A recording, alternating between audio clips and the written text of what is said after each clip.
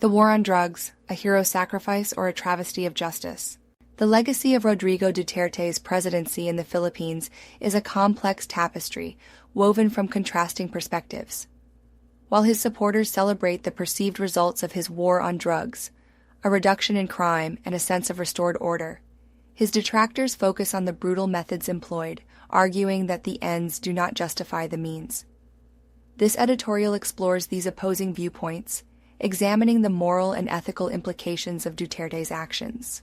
Pro-Duterte supporters often view him as a hero, a strong man who took decisive action to address a deeply entrenched problem. They point to the perceived drop in crime rates and the restoration of a sense of security as evidence of his success. His supporters argue that he understood the cost of his actions, acknowledging that his war on drugs would come at a personal price. They see his willingness to sacrifice for the greater good as a testament to his leadership. However, anti-Duterte critics vehemently denounce the methods employed in the drug war, highlighting the widespread extrajudicial killings and human rights violations.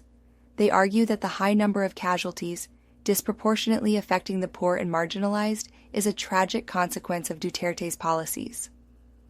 They contend that the ends, a drug-free society, cannot justify the means, the systematic violation of human rights. The debate surrounding Duterte's war on drugs boils down to a fundamental question. Can a leader justify the use of violence and the disregard for human rights in the pursuit of a greater good?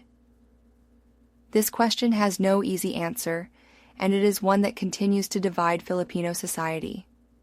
While the war on drugs may have yielded some tangible results in terms of crime reduction, the human cost is undeniable.